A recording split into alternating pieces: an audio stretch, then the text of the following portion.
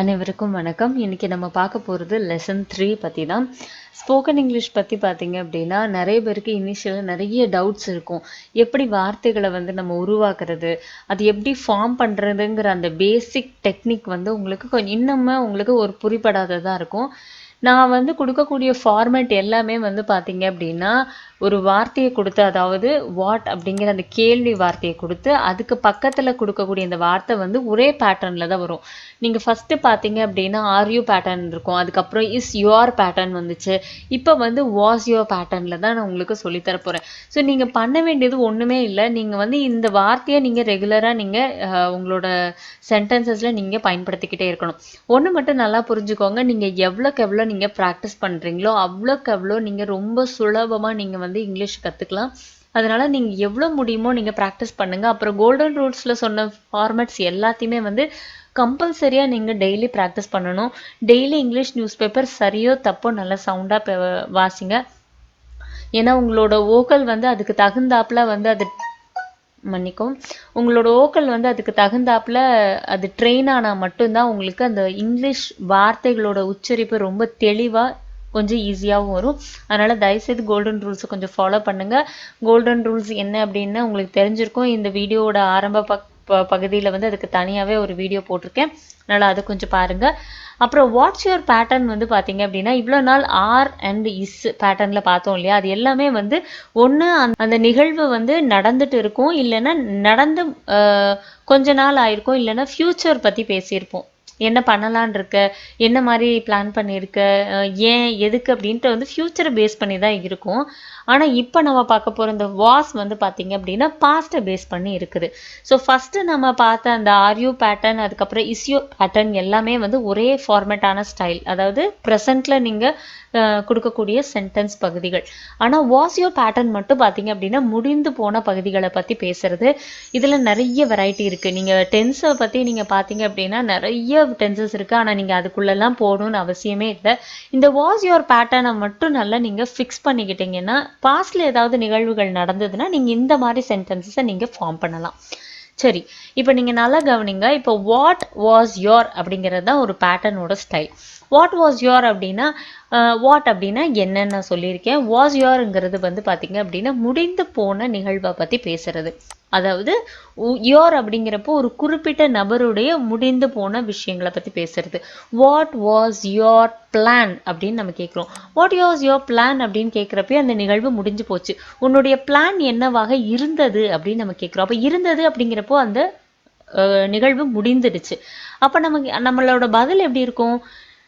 இப்போ பாருங்க, my idea இல்லை மை பிளான், நீங்கள் என்ன வேணாலும் போட்டுக்கலாம். இதில் வாட் வாஸ் யுவர் ஐடியான்னு கேட்டால் நீங்கள் வாட் மை ஐடியா வாஸ்ன்னு சொல்லலாம். வாட் வாஸ் யுவர் பிளான்னு கேட்டால் மை பிளான் வாஸ்ன்னு சொல்லலாம். அப்போ நம்ம என்ன பண்ணலாம்? ஆன்சர் எப்படி இருக்கும்? மை ஐடியா இல்லைனா பிளான், எது வேணாலும் போட்டுக்கலாம். மை ஐடியா இல்லைனா plan was to make a group presentation. இதில் ஏன் நம்ம ப்ரெசன்டேஷனை பயன்படுத்துகிறோம்னா நீங்கள் நல்லா கவனிக்கணும். வாட் வாஸ் யுவர் பிளான் அப்படின்னாலே ஒரு வாக்கியம் முழுமை அடைஞ்சிருது. அதுக்கு மேற்கொண்டு நம்ம எதுவும் சொல்ல தேவையில்லை. வாட் வாஸ் யுவர் பிளான் அப்படின்னாலே உன்னுடைய பிளான் என்ன அப்படின்னு கேட்குறதோட நம்ம முடிஞ்சிடும். ஆனால் இதில் அவங்க ரொம்ப மென்ஷன் பண்ணி என்ன கேட்குறாங்க? What was your plan for the presentation அப்படின்னு கேட்குறாங்க. அப்போது ப்ரெசன்டேஷனுக்கு உன்னுடைய பிளான் என்னவாக இருந்தது அப்படின்னா நம்ம என்ன பதில் சொல்லணும்? மை ஐடியா இல்லைன்னா பிளான்னு போட்டு was to make a group discussion அப்படின்னு போட போகிறோம். சரிங்களா? ஸோ இந்த வாஸ் யோர் பேட்டர்ன் எப்படி நம்ம கேள்வி கேட்குறோமோ அந்த பேட்டர்னுக்கான பதில் வாஸ் வச்சே தான் நம்ம வரப்போகுது. அப்போ முடிந்து போன விஷயங்களை பற்றி பேசுறது. இப்போ வென் அப்படின்னு பாருங்களேன். வென் வாஸ் யோர் பர்த்டே அப்படின்னா, இப்போ வென் இஸ் யோர் பர்த்டே அப்படின்னு நம்ம கேட்குறப்ப நம்ம என்ன சொல்லுவோம்? என் பர்த்டே இந்த மந்த் வருது, இந்த டேட்டில் வருதுன்னு நம்ம சொல்லுவோம். ஆனால் வென் வாஸ் யோர் பர்த்டே அப்படின்னு கேட்குறப்போ உன்னுடைய பர்த்டே என்னைக்கு இருந்தது அப்படிங்கிற ஒரு கேள்விக்கான பதில் என்னவா சொல்கிறோம்? My birthday was completed a week back அப்படின்னு சொல்கிறோம். அப்போது ஒரு வாரத்துக்கு முன்னாடி என்னோட பர்த்டே முடிந்துருச்சு அப்படின்னு சொல்கிறோம். My birthday was completed a week back அப்படின்னு சொல்கிறோம். சரிங்களா? சரி, அடுத்த இது பாருங்க. வேர் வாஸ் யோர் பர்ஸ் earlierன்னு கேட்குறோம். இப்போ இந்த எர்லியர் பேட்டர்ன் பார்த்தீங்க அப்படின்னா முன்னாடி இதுக்கு முன்னாடி உன்னுடைய பர்ஸ் எந்த இடத்துல இருந்ததுன்னு கேட்குறோம். Where was your purse earlier அப்படின்னு கேட்குறோம். அப்போ நம்ம இதுக்கு பதில் என்னவா போடணும்? நம்மளுக்கு தெரிஞ்சதுதான் யுவர்னு வந்தாலே நம்ம மைன்னு போட்டுருவோம். இதில் வந்து என்னவா குறிப்பிட்டிருக்காங்க? பர்ஸை குறிப்பிட்டிருக்காங்க. அப்போ நம்ம பர்ஸையும் போட்டுடுறோம். மை பர்ஸ் இங்கே வாஸ் பேட்டர்னில் வருது, அதனால வாஸையும் போட்டுறோம். மை பர்ஸ் வாஸ் அப்படின்னு சொல்லிட்டு எந்த இடத்துல இருந்துன்னு குறிப்பிட்டு என்ன சொல்லலாம்? ஒரு இடங்கள் சொல்லலாம். My purse was in the draw அப்படின்னு சொல்லலாம். ட்ரால இருந்ததுன்னு சொல்லலாம். My purse was on the table அப்படின்னு சொல்லலாம். ஆன் த டேபிள்னா என்ன சொல்லணும்? டேபிளுக்கு மேலே தான் இருந்தது அப்படின்னு சொல்லலாம். இல்லை யார்கிட்டயாவது இருக்குது அப்படின்னா நம்ம வித்து போடணும். My purse was with mister Sham earlier அப்படின்னு சொல்ல போகிறோம். என்னோட பர்ஸ் வந்து ஷியாம் கிட்ட தான் இருந்தது earlier-ஆ அப்படின்னு சொல்கிறோம். முன்னாடி ஷியாம்கிட்ட தான் இருந்தது அப்படிங்கிற அது விளக்கம் வருது. சரிங்களா? இப்போ அடுத்து பாருங்க, why was your marriage postponed அப்படின்னு கேட்குறோம்.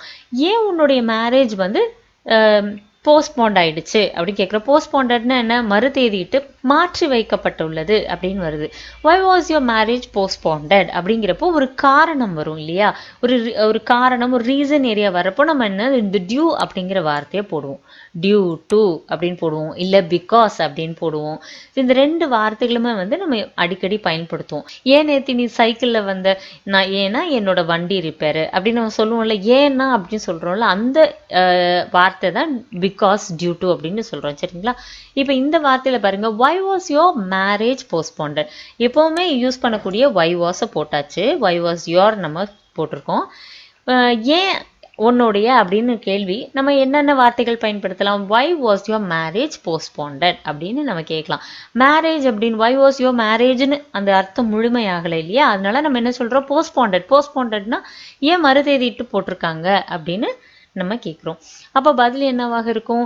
My marriage was postponed due to the corona issue. சரிங்களா? டியூ டு கொரோனா இஷ்யூன்னு போடலாம், இல்லைன்னா டியூ டு த கொரோனா இஷ்யூன்னு போடலாம். எந்த விதமான தப்பும் கிடையாது. My marriage was postponed due to corona issue அப்படின்னு சொல்லலாம். இப்போ கவனிங்க, ஹூ பேட்டர்ன் வச்சு பாருங்க.